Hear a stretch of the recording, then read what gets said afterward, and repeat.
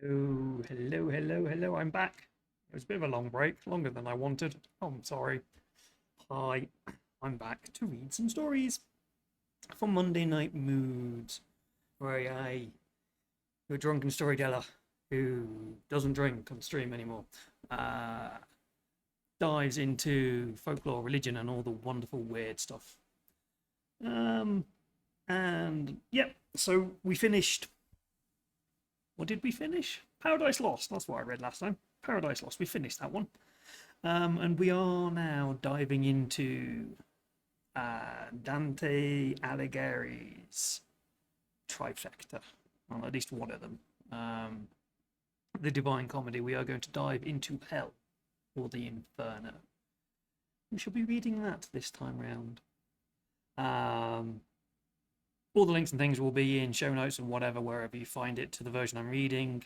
I do recommend you kind of go Google this because there's some amazing pictures by Gustav Dahl. So if you looked at the beginning, my intro slide, that was Abandon All Ye Hope by Gustav Dahl, and there's loads of them. They're all really wonderful drawings. So go read those. Go read them. Go look at them, and enjoy that. I don't know how much this I'm going to read. It's done in cantos. It's an Italian poem. This is an English translation. I am not reading the Italian. It's nowhere near as long as the Divine Comedy, but the cantos are kind of random lengths. So I'll read for however long I want to, and as long as my voice holds out and I'm enjoying it, that's how much I shall read. I've got a big bottle of juice to keep me going. So yes, sit back, grab yourself a drink, and enjoy the tale.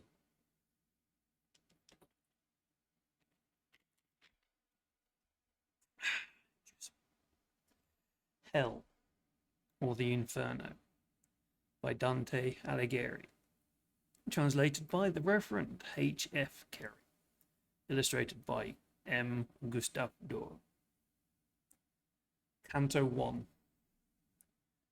In the midway of this our mortal life, I found me in a gloomy wood, astray, gone from the path direct, and even to tell, it were no easy task how savage wild that forest, how robust and rough its growth, which to remember my only dismay renews in bitterness, not far from death.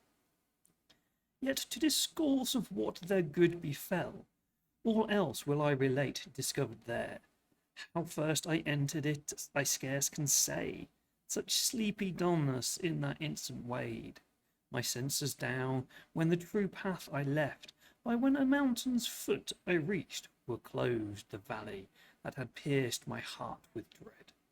I looked aloft, and saw his shoulders broad, already vested with that planet's beam, who leads all wanderers safe through every way.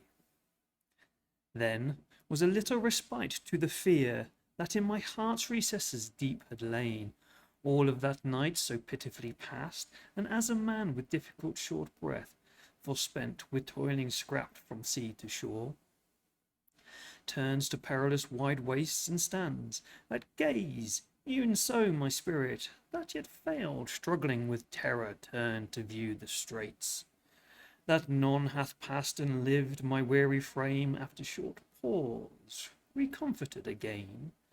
I journey on over that lonely steep. The hinder foot still firmer, scarce the ascent began, where lo, a panther nimble light, and covered with speckled skin appeared, nor when it saw me vanished, rather strove to check my onward going, but oft times with purpose to retrace my steps I turned. The hour was morning's prime, and on his way aloft the sun ascended with those stars that with him rose when love divine first moved, those its fair works, so that joyous hope all things conspired to fill the gay skin of that swift animal, that matin dawn and the sweet season. Soon that joy was chased, and by the dread succeeded, when in view a lion came against me as it appeared, with his head held aloft and hunger mad, that even the air was fear struck, a she-wolf was at his heels. Excuse me. Reorganise myself. Who in her leanness seemed full of wants, and many a land hath made disconsolate ere now. She with such fear overwhelmed me at the sight of her appalled, that of all height all hope I lost, as one who with this gain elated sees the time when all the unawares is gone. He inwardly mourns with heart-gripping anguish. Such was I, haunted by that fell beast, never at peace, who coming o'er against me by degrees impelled me where the sun in silence rests. While to the lower space with backward step I fell, my ken discerned the form one of one, whose voice seemed faint through long disuse of speech, when him in that great desert I espied.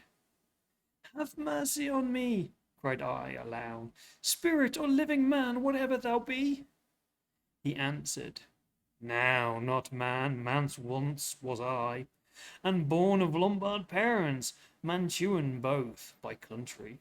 When the power of Julius yet was scarcely firm, at Rome my life was passed, beneath the mild Augustus, in the time of fabled deities and false. A bard was I, and made Anchises' upright son the subject of my song, who came from Troy, when the flames preyed on Ilium's haughty towers. But thou, say wherefore to such perils past returnest thou? Wherefore not this pleasant mount ascendance? Cause and source of all delight? And art thou then that Virgil, that wellspring from which such copious floods of eloquence have issued? I with front abashed replied, glory and light, and of all the tuneful train, may it avail me, that I long with zeal have sought thy volume, and with love immense have conned it o'er. My master thou and guide, thou he from whom alone I have derived that style, which for its beauty into fame exalts me. See the beast from whom I fled.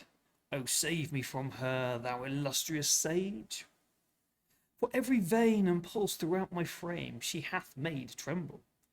Soon as he saw that I was weeping, answered, thou must needs another way pursue, if thou wouldst scape from out that savage wilderness.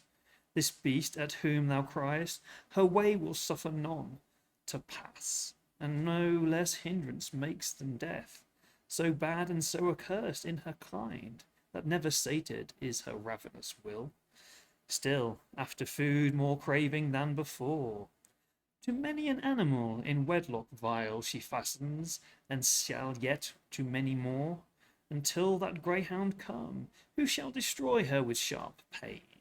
He will not life support by earth, nor its base metals, but by love, wisdom, and virtue. And his land shall be the land twixt either Feltro. In his might shall safely to Italia's plains arise. For whose fair realm Camilla, virgin pure, Nissus, Aurelius, and Turnus fell. He with incessant chase through every town shall worry, until to hell at length restore her. Thence by envy first let loose, I for thy profit pondering now devise, that thou mayest follow me, and I thy guide will lead thee hence through an eternal space, where thou shalt hear despairing shrieks, and see spirits of old tormented, who invoke a second death. And those next view who dwell content in fire, for that they hope to come, whenever the time may be, among the blessed, into whose regions, if thou then desire to ascend, a spirit worthier than I must lead thee, in whose charge when I depart thou shalt be left, for that almighty King who reigns above. A rebel to his law, adjudges me, and therefore hath decreed that to his city none through me should come. He in all parts hath sway, there rules, there holds his citadel and throne. O happy those whom though he chooses, I to him in a few. Bard, by that God, whom thou didst not adore, I do beseech thee, that this ill and worst I may escape, to lead me where thou saidst, that I St. Peter's gate may view, and those who, as thou tellest, are in such dismal plight. Onward he moved, I close his steps pursued. Canto 2. Now was the day departing, and the air embrowned with shadows. From their toils released, all animals on earth, and I alone prepared myself the conflict to sustain, both of sad pity and that perilous road which my unerring memory shall retrace. O Muses, of high genius, now vouchsafe your aid. O mind, that all I saw hast kept in safe in a written record, here thy worth and eminent endowments come to proof. I thus began. Bard, thou who art my guide, consider well if virtue be in me sufficient, ere to this high expertise thou trust me. Thou hast told that Silvia's sire, yet clothed in corruptible flesh, among the immortal tribes had entranced, and was there sensible present. Yet if heaven's great lord or mighty foe to ill such favour shewed in contemplation of high effect, both what and who from him should issue forth, it seems in reason's judgment well deserved. Sith he of Rome and of Rome's empire wide, in heaven's imperial height was chosen sire, both which, if truth be spoken, were ordained and established for the holy place, where sits who to great Peter's sacred chair succeeds. He from this journey in thy song renowned learned things that to his victory gave rise, and to the papal robe in after times. The chosen vessel also travelled there, to bring back assurance in that faith, which is the entrance to salvation's way. But why should I there presume, or who permits it? Not Aeneas, I, nor Paul. Myself I deem not worthy, and none else will deem me.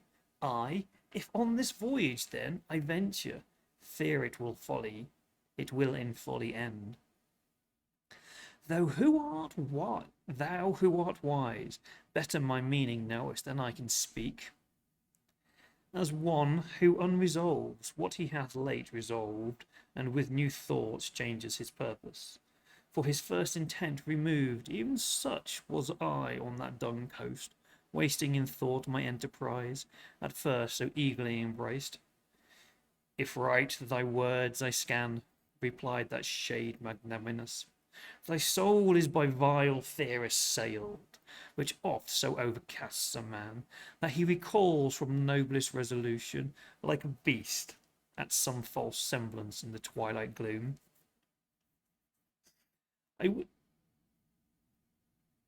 That from this terror thou mayest free thyself, I will instruct thee why I came, and what I heard in that same instant, when for thee grief touched me first.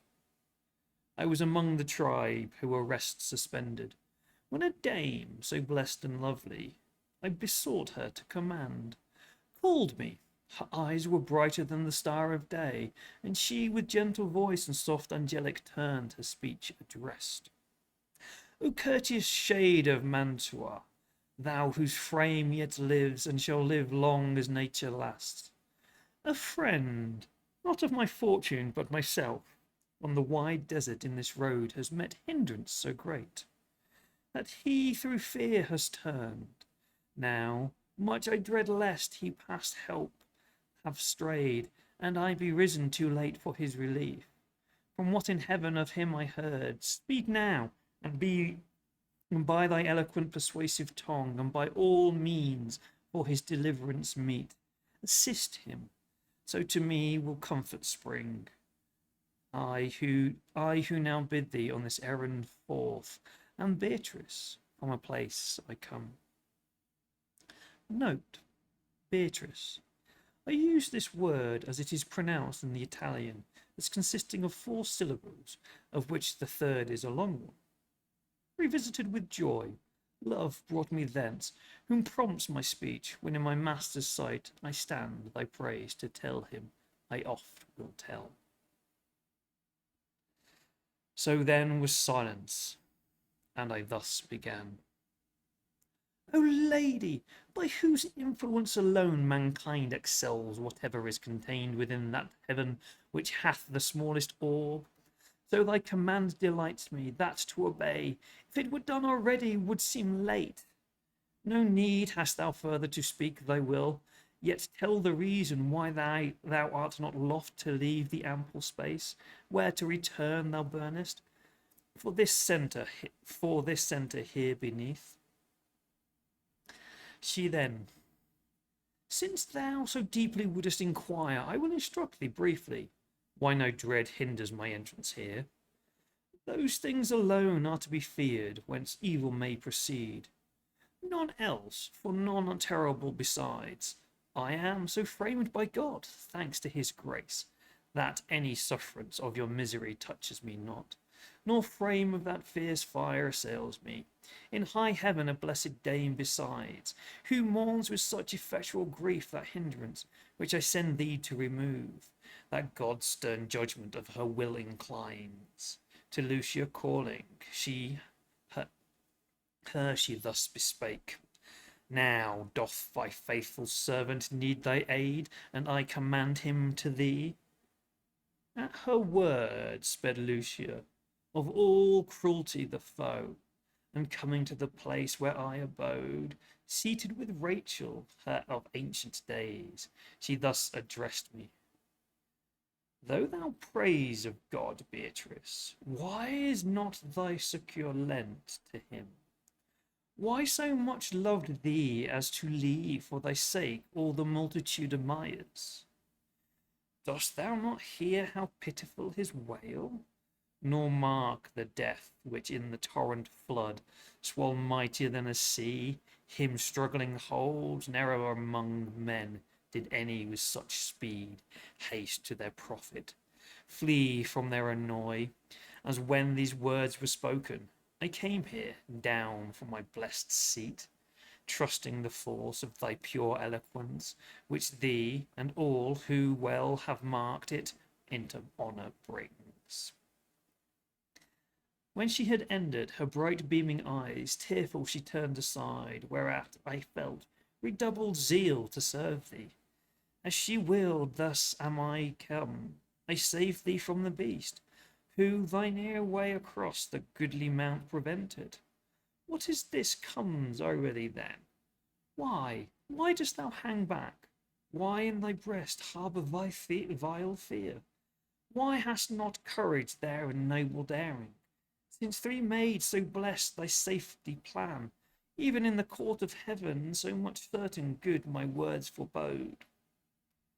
As florets by frosty air of night bend down unclosed when day had blanched their leaves, rise all unfolded on their spired stems, so was my fainting vigour new restored, and to my heart such kindly courage ran, that I as one undaunted soon replied, O full of pity she, who undertook my succour, and thou kind who didst perform so soon her true behest, with such desire thou hast disposed me to renew my voyage, that my first purpose fully is resumed. Lead on, one only will is in us both. Thou art my guide, my master thou, and lord. So spake I, and when he onward moved, I entered on the deep and woody way.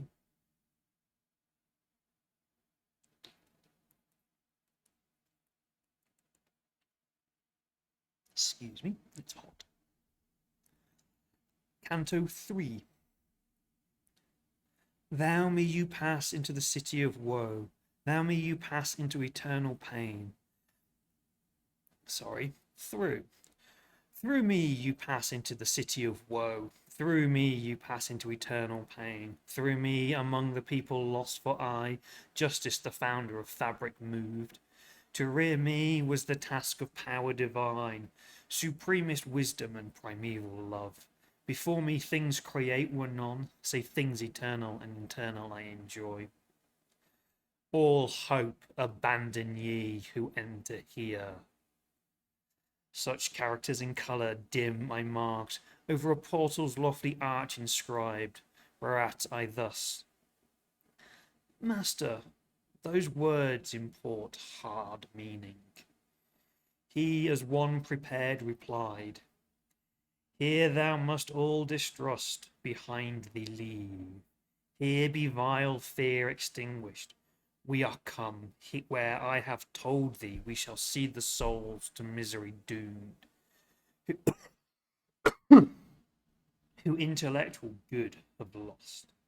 And when his hand he had stretched forth to mine, and pleasant looks whence I was cheered, into that secret place he led me on. Here sighs with lamentations and loud moans resounded through the air, pierced by no star. That ear and eye wept at entering. Various tongues, horrible languages, outcries of woe. A sense of anger, voices deep and hoarse, with hands together smoke that swelled the sounds, made up a tumult, for that forever whirls round through that air with solid darkness stained, like to the sand that in the whirlwind flies. I then, with error yet encompassed, cried, O master, what is this I hear? What race are those who seem so overcome with woe? He thus to me: This miserable fate suffer the wretched souls of those who lived without or praise or blame, with that ill band of angels mixed, who nor rebellious proved, nor yet were true to God, but for themselves were only. From his bounds heaven drove them forth, not to impair his lustre, nor to the depths of hell receives them, lest the accused tribe should glory thence with exultation vain. I then: Master, what doth aggrieve them thus, that they lament so loud? He straight replied, That will I tell thee briefly. These of death no hope may entertain, and their blind life so meanly passes, that all other lots they envy. Fame of them the world hath none, not suffers, mercy and justice scorn them both. Speak not of them, but look and pass them by.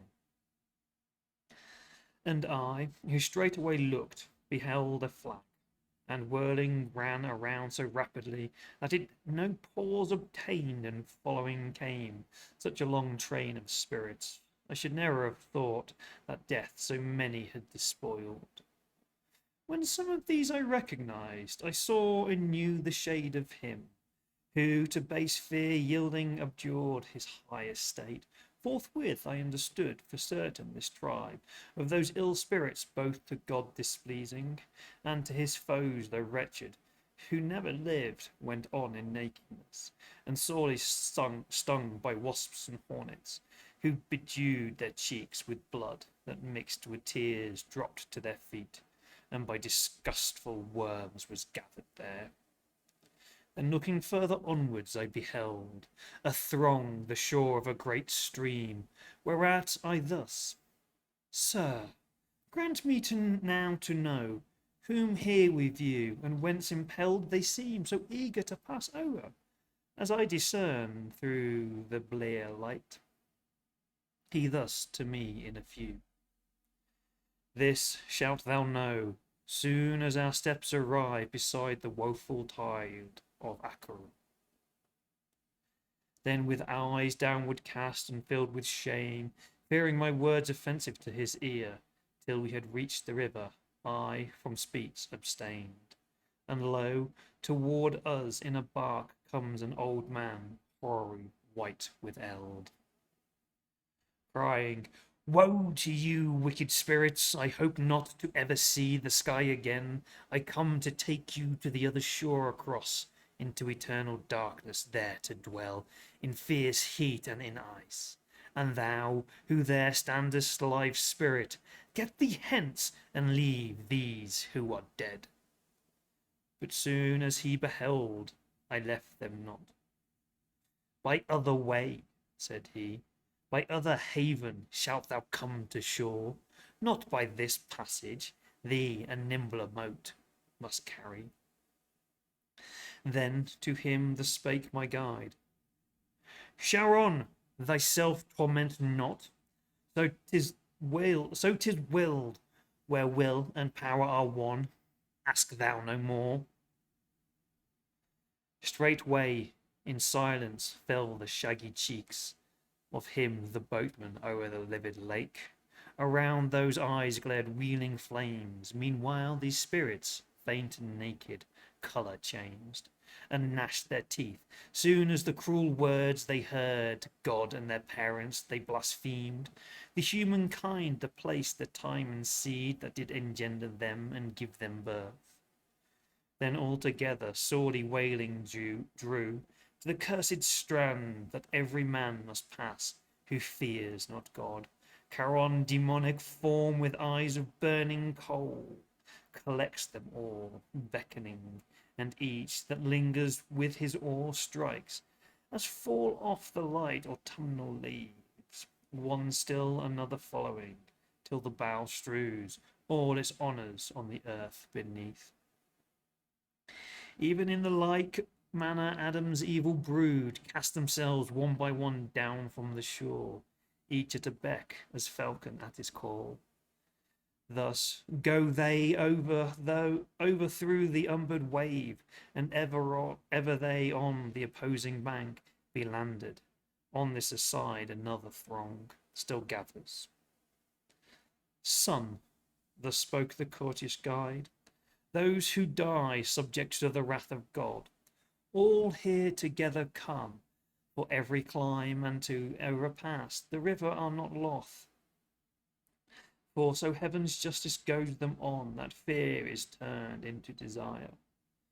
If hence ne'er hath passed good spirit, if of thee Charon complain, now mayest thou know the import of his words. This said, the gloomy region trembling shook so terribly that yet with clammy dews fear chills my brow. The sad earth gave a blast, that lightning shot forth a vermilion flame, which all my senses conquered quiet, and I dropped as one with sudden slumber seized.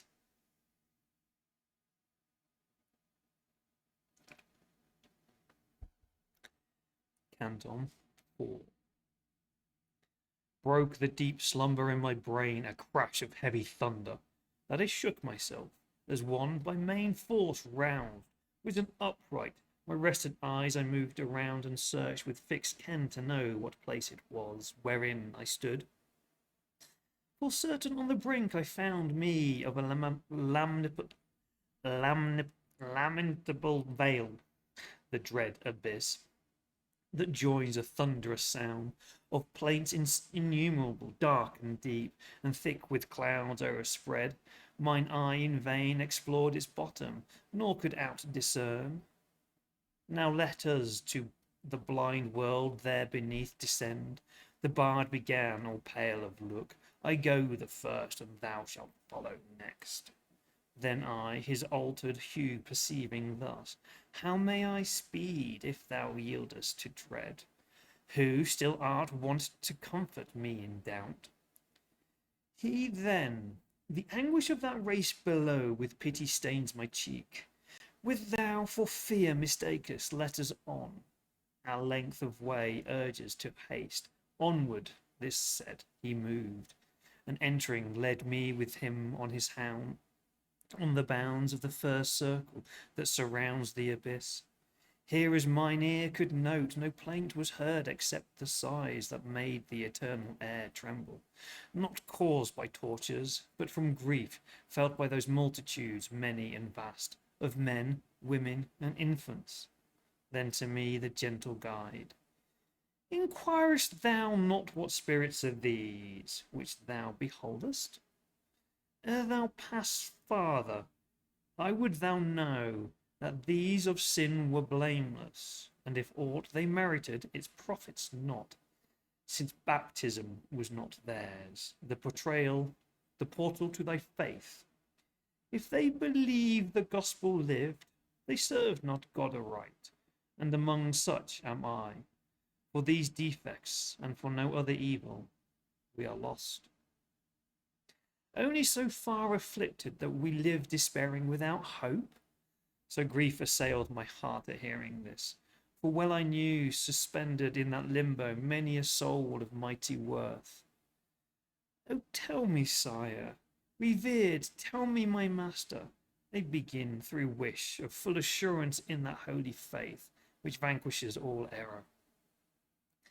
Say, did error, any or through his own other merits, come forth from thence, whom afterwards was blessed? Piercing the secret purport on my speech, he answered, I was new to that estate when I beheld a puissant one arrive amongst us, with victorious trophy crowned. He forth the shade of our first parent due, Abel his child, and Noah righteous men. Of Moses lawgiver for faith approved, of patriarch of Abraham and David king, Israel with his sire and with his sons, nor without Rachel, whom so hard he won, and others many more, whom he to bliss exalted. Before these, be thou assured, no spirit of humankind was ever saved. We, while he spoke, ceased not our onward road, still passing through the wood. For so I name those spirits thick beset. We were not far on this side from the summit, when I kenned a flame that o'er the darkened hemisphere prevailing shined. Yet we a little space were distant, not so far, but I in part discovered that a tribe in honour high that place possessed. O thou, who every art and science valuest, who are these that boast such honour, separate from all the rest? He answered, the renown of their great names that echoes through your world above acquires favour in heaven which holds them thus advanced. Meantime a voice I heard, honour the bard sublime, his shade returns that left us late. No sooner ceased the sound that I beheld, for mighty spirits towards us bend their steps, of semblance neither sorrowful nor glad. When thus my master kind began, mark him, who in his right hand bears the falchion keen, the other three preceding as their lord. This is that Homer of all bards supreme, Flaccus the next in satire's vein excelling, the third is Naso, Lucan is the last. Because they all that appellation own, with which the voice singingly accosted me, honouring they greet me thus, and well they judge. So I beheld united the bright school of him the monarch of sublimest song, and o'er the others like an eagle soars. When they together short discourse had held, they turned to me with salutation kind, beckoning me, at which my master smiled. Nor was all this, but greater honour still. They gave me for they made me of their tribe, and I was sixth amid so learned a band. Far as the luminous beacon on we pass, speaking on matters that then befitting well to speak, now fitter flut and told. At foot of a magnificent castle we arrived, 7 times with lofty walls begirt, and round defended by a pleasant stream. O'er this as o'er dry land we passed. Next through 7 gates I with those sages entered, and we came into a mead with lively verdure fresh. There dwelt a race, whose slow their eyes around majestically moved, and in their port bore eminence and authority. They spoke seldom, but all their words were tuneful sweet. We to one side retired into a place, open and bright and lofty, whence once each stood manifest to view. Incontinent, there on the green enamel of the plain were shown to me great spirits, whose sight I exalted in my own esteem. Electra, there I saw accompanied by many, among whom Hector I knew, Anchises's pious son, and with hawk's eyes Caesar all arm, and by Camilla there Panthesius, Panthesilia on the other side, old King Latinus seated by his child Lavinia, and that Brutus I beheld, who Tarquin chased, Lucretia, Cato's wife, Marcia, with Julia and Cornelia there, and sole apart retired, the Soldan fierce. Then, when a little more I raised my brow, I spied the master of the sapient throng, seated amid the philosophical train. Him all admire, all pay him reverence due. There Socrates and Plato both I marked. Nearest to him in rank, Democritus, who sets the world at chance, Diogenes, with Heraclitus and Empedocles, and Anaxagoras, and Thales Sage, and Zeno, and Dioscorides, well read in nature's secret law. Orpheus I marked, and Linus, Tully and moral Seneca, Euclid and Ptolemy, Hippocrates, Galenus, Avincen, and him who made that commentary vast, Averroes.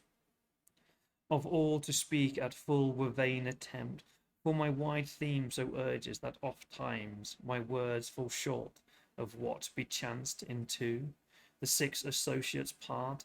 Another way my sage guide leads me, from that air serene into a climate ever vexed with storms, and to part I come when no light shines.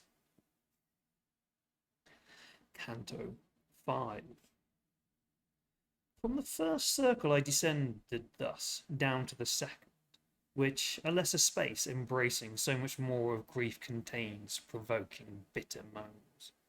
There Minos stands, grinning with ghastly feature, he of all who enter, strict, examining the crimes, gives sentence and dismisses them beneath, according as he foldeth him around. For when he comes, thou ill-fated, it all confesses, and that judge severe of sins, considering what place in hell suits the transgression, with his tale so oft himself encircles, as degrees beneath he dooms it to descend. Before him stand always a numerous throng, and in his turn each one to judgment passing speaks and hears his fate, thence downward his dwelling hurled. O thou who to this residence of woe approachest! When he saw me coming, cried Minos, relinquishing his dread employ, look how thou enter here, beware in whom thou placed thy trust. Let not the entrance broad deceive thee to thy harm. To him, my guide, wherefore exclaimest? Hinder not his way, by destiny appointed, so 'tis willed, where will and power are one. Ask thou no more. Now again the rueful wailings to be heard. Now am I to come where many a plaining voice smites on my ear. Into a place I come where light was silent all, bellowing there groaned as noise as of sea in tempest torn. By warring winds the stormy blast of hell with restless fury drives the spirits on, whirled round and dashed amain with sore annoy. When they arrive the ruinous sweep, their shrieks are heard, their lamentations moans, and blasphemies against the good power in heaven. I understood that in this torment sad the carnal sinners are condemned, in whom reason by lust is swayed, as in large troops are multitudinous.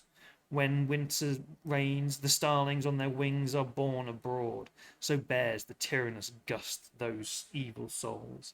On this side and on that, above, below, it drives them.